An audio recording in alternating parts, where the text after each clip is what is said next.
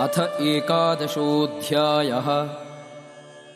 अर्जुन उवाच मदनुग्रहाय परमं गुह्यम् अध्यात्मसंज्ञितम्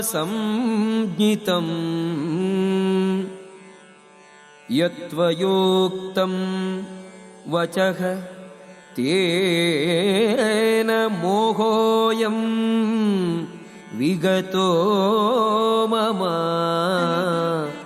Arjuna said, "By my hearing the instructions you have kindly given me about these most confidential spiritual subjects, my illusion has now been dispelled." भवाप्ययौ हि भूतानां श्रुतौ विस्तरशो मया त्वत्तः कमलपत्राक्ष माहात्म्यमपि च अव्ययम्.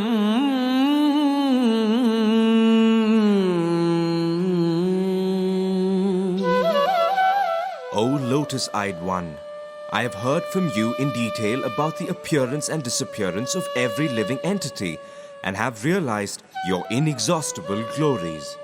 एवमेतद्यथार्थत्वम् आत्मानं परमेश्वर द्रष्टुमिच्छामि ते रूपम् ऐश्वरं Purushottama. O greatest of all personalities, O supreme form, though I see you here before me in your actual position, as you have described yourself, I wish to see how you have entered into this cosmic manifestation. I want to see that form of yours. मन्यसे यदि तच्छक्यं मया द्रष्टुम् इति प्रभो योगेश्वर ततो मे त्वं दर्शयात्मानम् अव्ययम्.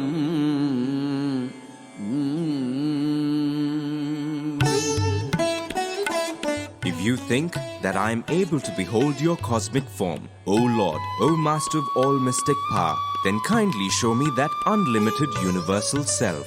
श्री भगवानुवाच पश्य मे पार्थरूपाणि शतशोऽथ सहस्रशः नानाविधानि दिव्यानि नानावर्णाकृतीनि च. The Supreme Personality of Godhead said, "My dear Arjuna, O son of Pritha, see now my opulences, hundreds of thousands of varied divine and multicolored forms. पश्यादित्यान् वसून् रुद्रान् अश्विनौ मरुतः तथा बहूनि अदृष्टपूर्वाणि पश्याश्चर्याणि Bharata." O best of the Bharatas, see here the different manifestations of Adityas, Vasus, Rudras, Ashwini Kumaras, and all the other demigods. Behold the many wonderful things which no one has ever seen or heard of before. इहैकस्थं जगत् कृष्णं पश्याद्य सचराचरम् मम देहे गुडाकेश यच्चान्यत् द्रष्टुम् इच्छसि.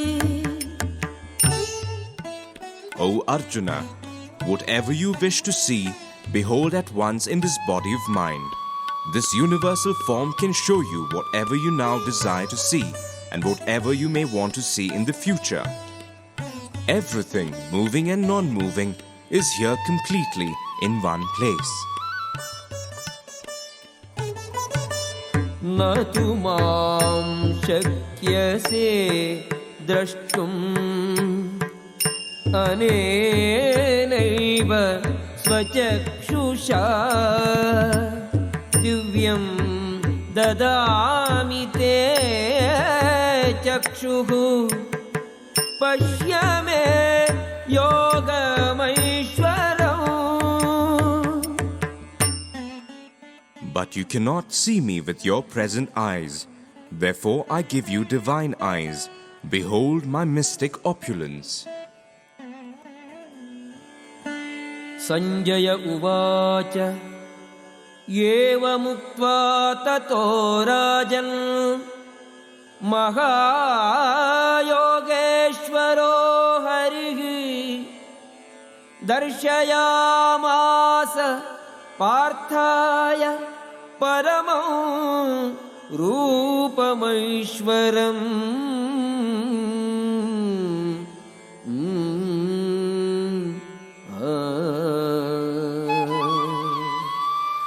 Sanjaya said, O king, having spoken thus, the Supreme Lord of all mystic power, the personality of Godhead, displayed his universal form to Arjuna.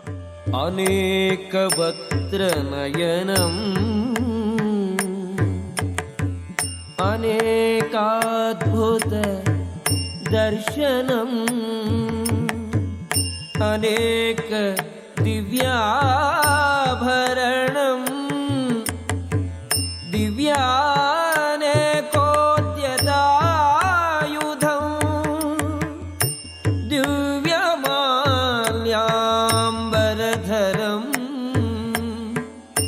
दिव्यगन्धानुलेपनम् सर्वाश्चर्यमयं देवम् अनन्तं Vishwatomukham.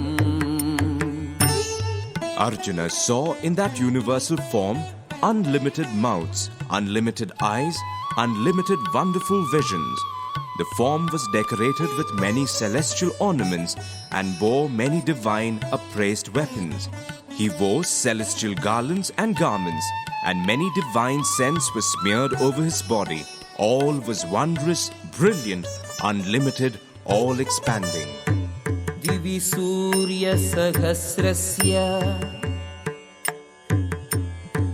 Bhavet Yugapaduthita Yadi Bhaga Sadrishi Sa Syat Bhasaga Tasya Mahatmanaga. If hundreds of thousands of suns were to rise at once into the sky, their radiance might resemble the effulgence of the Supreme Person in that universal form. Tatraikastham jagat krishnam pravibhaktam anekadha apashyad deva devasya sharire pandavah tada. At that time, Arjuna could see in the universal form of the Lord the unlimited expansions of the universe, situated in one place, although divided into many, many thousands. Tataha savismayavishto Hrishyaroma dhananjayaha pranamya shirasa devam kritanjalihi abhashata. Then, bewildered and astonished, his hair standing on end, Arjuna bowed his head to offer obeisances and with folded hands began to pray to the Supreme Lord. Arjuna uvacha Pashyami devam tava devadehi sarvam tatha bhuta विशेषसङ्घान् ब्रह्माणमीशं कमलासनस्थं ऋषींश्च सर्वान् उरगांश्च दिव्यान्. Arjuna said, "My dear Lord Krishna, I see assembled in your body all the demigods and various other living entities. I see Brahma sitting on the lotus flower, as well as Lord Shiva and all the sages and divine serpents." अनेकबाहूदरवक्त्रनेत्रं पश्यामि त्वां सर्वतोऽनन्तरूपं नान्तं न मध्यं न पुनस्तवादिं पश्यामि विश्वेश्वर विश्वरूपा. O Lord of the universe, O universal form, I see in your body many, many arms, bellies, mouths and eyes expanded everywhere without limit. I see in you no end, no middle and no beginning. किरीटिनं गदिनं चक्रिणं च तेजोराशिं सर्वतो दीप्तिमन्तं पश्यामि त्वां दुर्निरीक्ष्यं समन्तात् दीप्तानलार्कद्युतिम् अप्रमेयम्. Your form is difficult to see because of its glaring effulgence, spreading on all sides like blazing fire or the immeasurable radiance of the sun. Yet, I see this glowing form everywhere, adorned with various crowns, clubs and discs.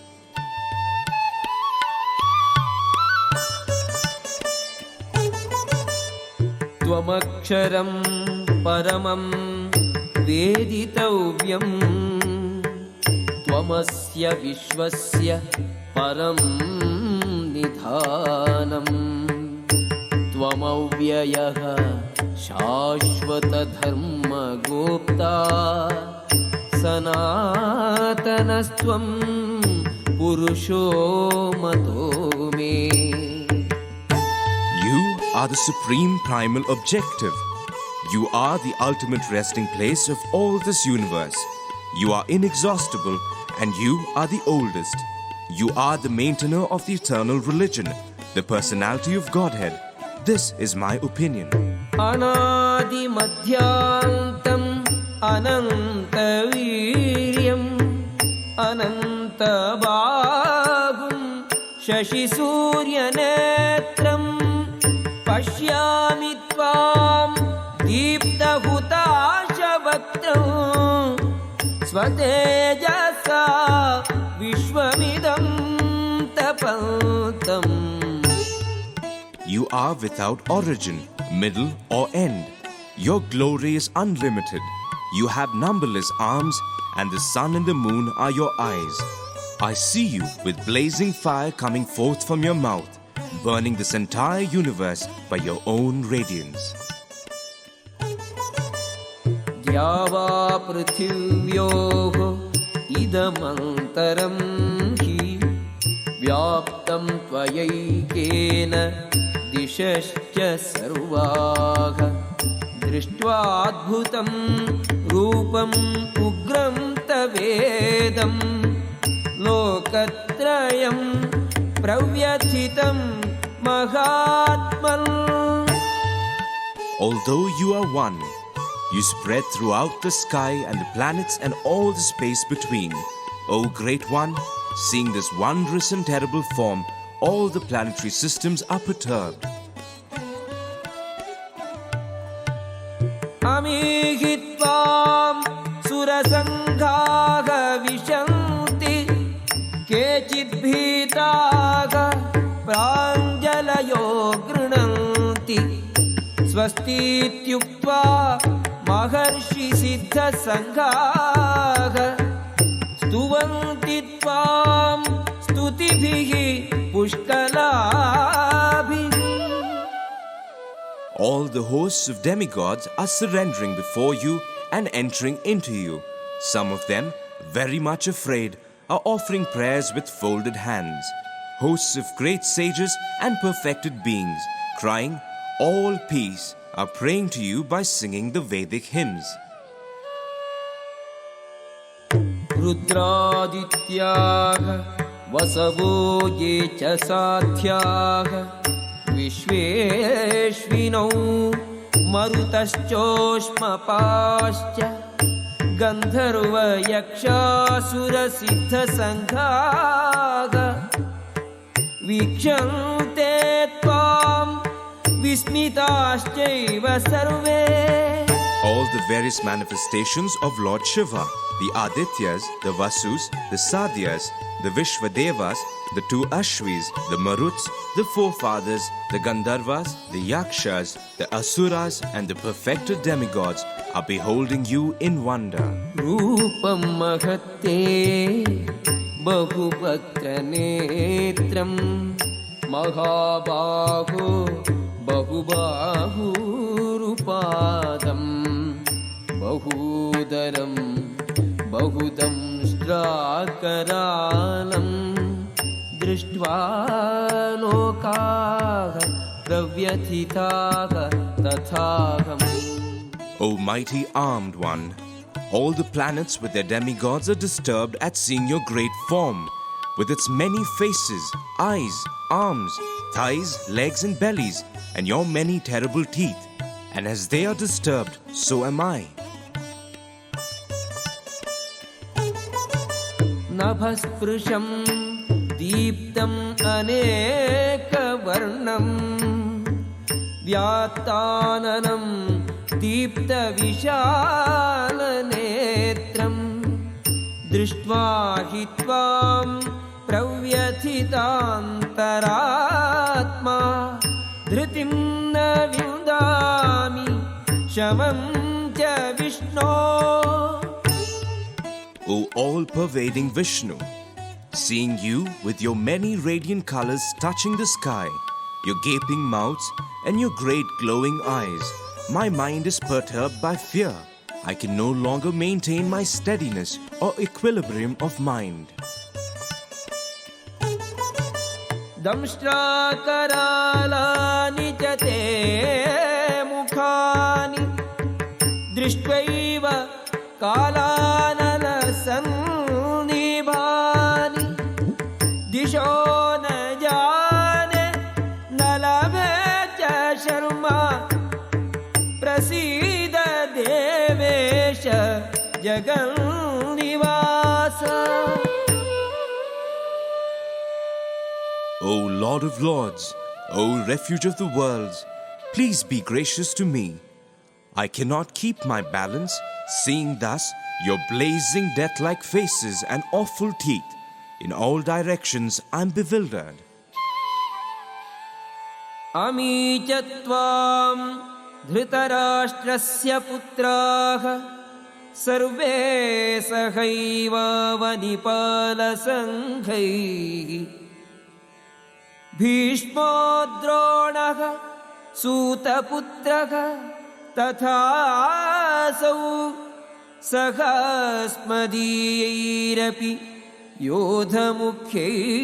योधमुख्यैः वक्त्राणि ते त्वरमाणा विशन्ति दंष्ट्राकरालानि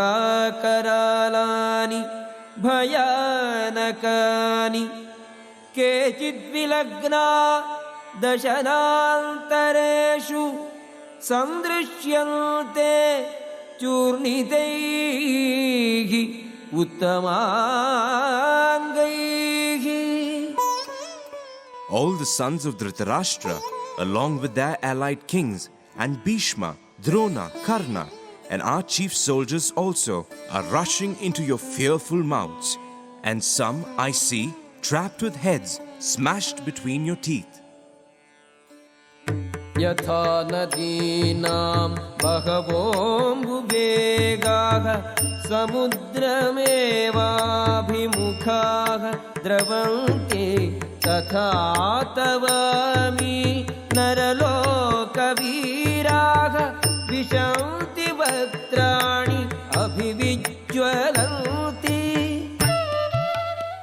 As the many waves of the rivers flow into the ocean, so do all these great warriors enter, blazing into your mouths. यथा प्रदीप्तं ज्वलनं पतङ्गाः विशन्ति नाशाय समृद्धवेगाः तथैव नाशाय विशन्ति लोकाः तवापि वक्त्राणि समृद्धवेगाः. I see all people rushing full speed into your mouths, as moths dash to destruction in a blazing fire. लेलिह्यसे ग्रसमानः समन्तात् लोकान् समग्रान् वदनैर्ज्वलद्भिः तेजोभिरापूर्य जगत्समग्रं भासस्तवोग्राः प्रतपन्ति विष्णो.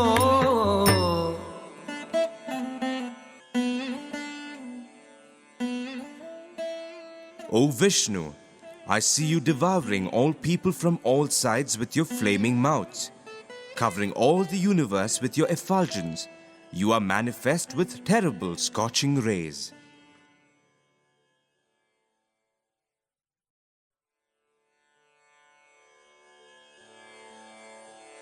आख्याहि मे को भवान् उग्ररूपो नमोऽस्तु ते देववर प्रसीद विज्ञातुमिच्छामि भवन्तमाद्यं न हि प्रजानामि तव प्रवृत्तिम्.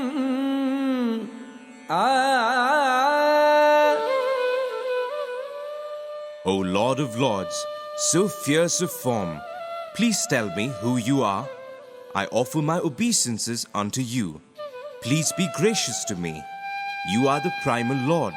I want to know about you, for I do not know what your mission is. Shri Bhagavan Uvacha Kalosmi Lokakshayakrit pravruddho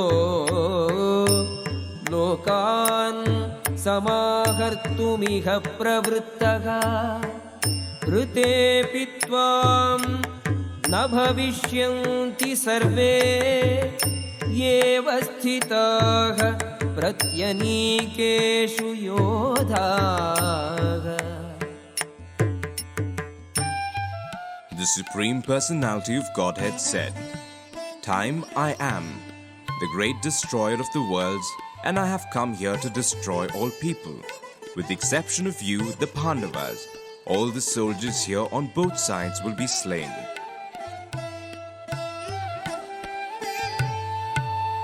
तस्मात् त्वमुत्तिष्ठ यशो लभस्व जित्वा शत्रून् भुङ्क्ष्व राज्यं समृद्धं मयैवैते निहताः पूर्वमेव निमित्तमात्रं भव सव्यसाचिन्. Therefore, get up. Prepare to fight and win glory. Conquer your enemies and enjoy a flourishing kingdom. They are already put to death by my arrangement, and you, O Savyasachi, can be but an instrument in the fight. द्रोणं च भीष्मं च जयद्रथं च कर्णं तथान्यानपि योधवीरान् मया हतान् त्वं जहिमा व्यतिष्ठाः युध्यस्व जेतासि रणे सपत्नान्. Drona, Bhishma, Jayadratha, Karna, and the other great warriors have already been destroyed by me. Therefore, kill them and do not be disturbed. Simply fight, and you will vanquish your enemies in battle. Sanjaya Uvacha एतच्छ्रुत्वा वचनं केशवस्य कृताञ्जलिः वेपमानः किरीटी नमस्कृत्वा भूय एवाह कृष्णं सगद्गदं भीतभीतः प्रणम्य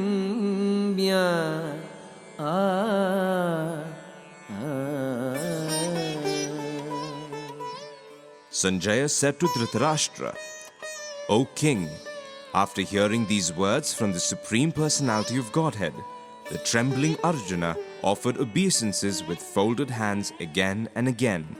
He fearfully spoke to Lord Krishna in a faltering voice as follows. Arjuna uvacha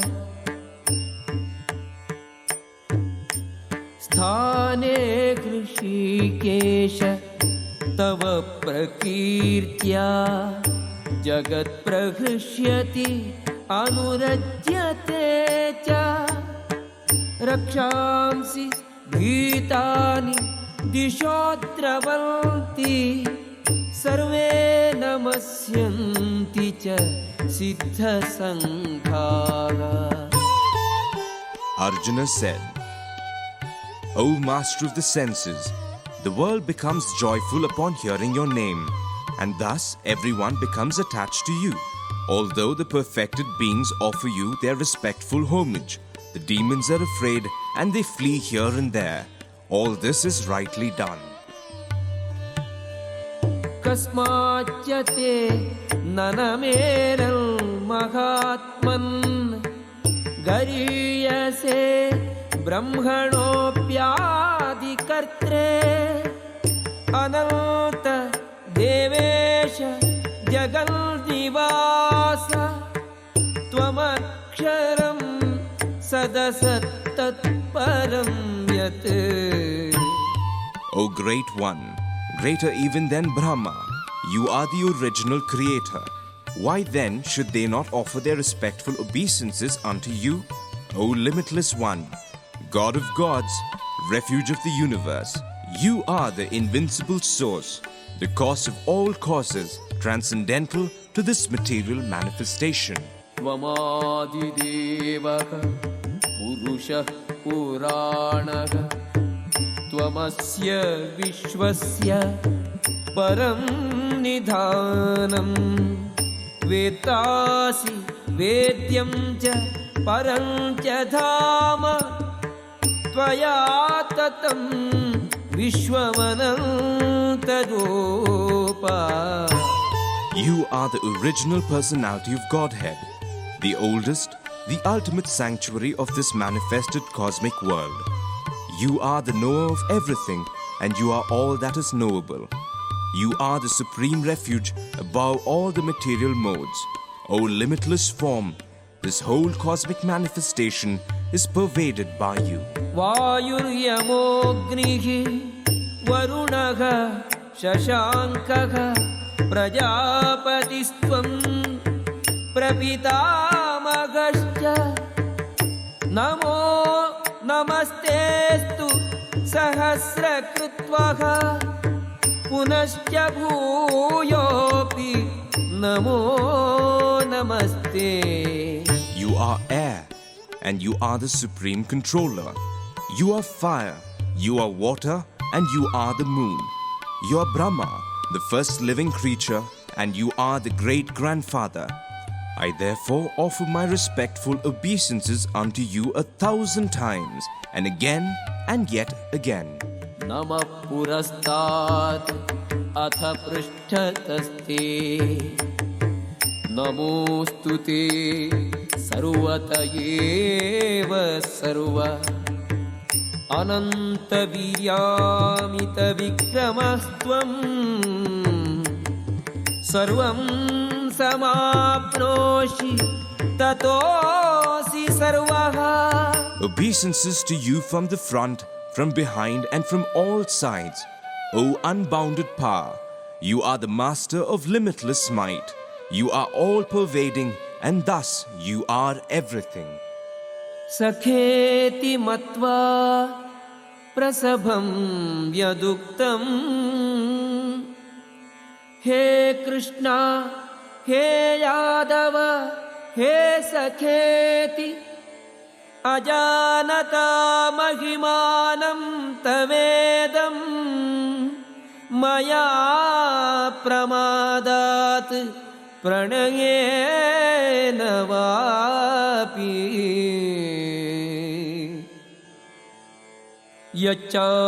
यच्चावकाशार्थम् असत्कृतोऽसि विहारशय्यासनभोजनेषु एकोऽथवाप्यच्युत तत्समक्षं तत्क्षामये त्वाम् अहमप्रमेयम्. Thinking of you as my friend, I have rashly addressed you, O Krishna, O Yadava, O my friend, not knowing your glories. Please forgive whatever I may have done in madness or in love. I have dishonored you many times, jesting as we relaxed, lay on the same bed, or sat or ate together, sometimes alone and sometimes in front of many friends. O infallible one, please excuse me for all those offenses. पितासि लोकस्य चराचरस्य त्वमस्य पूज्यश्च गुरुर्गरीयान्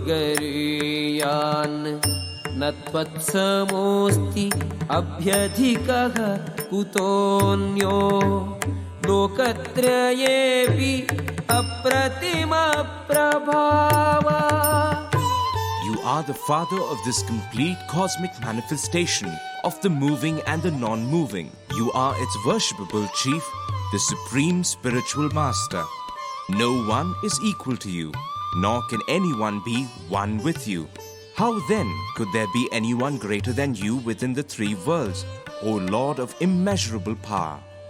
तस्मात् प्रणम्य प्रणिधाय कायं प्रसादये त्वाम् अहमीशं ईड्यं पितेव पुत्रस्य सखेव सख्युः प्रियप्रियायार्हसि देव सोढुम्. You are the Supreme Lord, to be worshipped by every living being. Thus, I fall down to offer you my respectful obeisances and ask your mercy. As a father tolerates the impudence of his son, or a friend the impertinence of a friend, or a wife the familiarity of her partner, please tolerate the wrongs I may have done you. अदृष्टपूर्वं हृषितोऽस्मि दृष्ट्वा भयेन च प्रव्यथितं मनो मे तदेव मे दर्शय देवरूपं प्रसीद देवेश जगन्निवास. After seeing this universal form, which I have never seen before, I am gladdened, but at the same time, my mind is disturbed with fear. Therefore, please bestow your grace upon me and reveal again your form as the personality of Godhead, O Lord of Lords, O abode of the universe. किरीटिनं गदिनं चक्रहस्तम् इच्छामि त्वां द्रष्टुम् अहं तथैव तेनैव रूपेण चतुर्भुजेन सहस्रबाहो भव विश्वमूर्ते. O universal form, O thousand-armed Lord, I wish to see you in your four-armed form, with helmeted head and with club, wheel, conch and lotus flower in your hands.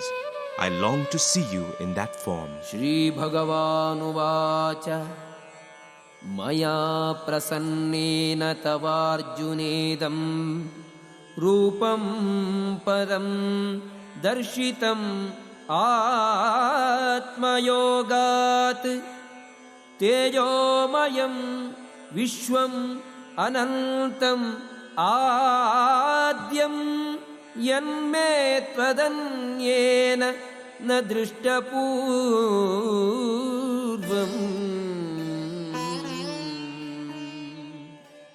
The Supreme Personality of Godhead said, "My dear Arjuna, happily have I shown you, by my internal potency, this supreme universal form within the material world.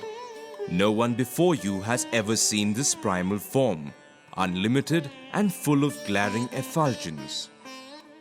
न वेदयज्ञाध्ययनैः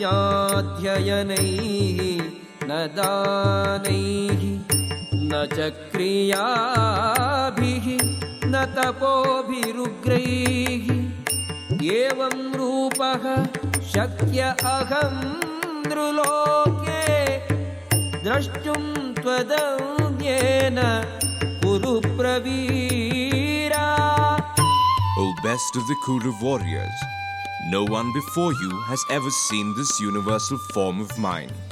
For neither by studying the Vedas, nor by performing sacrifices, nor by charity, nor by pious activities, nor by severe penances can I be seen in this form in the material world.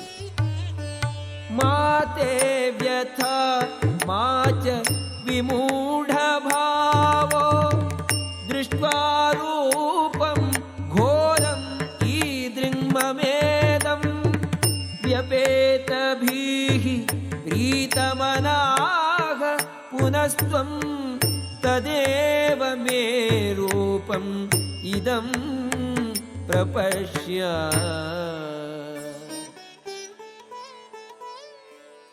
You have been perturbed and bewildered by seeing this horrible feature of mine. Now let it be finished. My devotee, be free again from all disturbances. With a peaceful mind, you can now see the form you desire. Sanjaya उवाच इत्यर्जुनं वासुदेवस्तथोक्त्वा स्वकं रूपं दर्शयामास भूयः आश्वासयामास च भीतमेनं भूत्वा पुनः सौम्यवपुः महात्मा.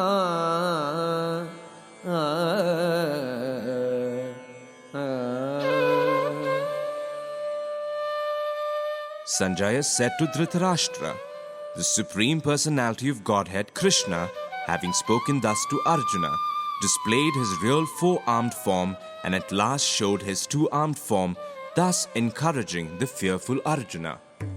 Arjuna uvacha drishtvedam manusham रूपं तव सौम्यं जनार्दन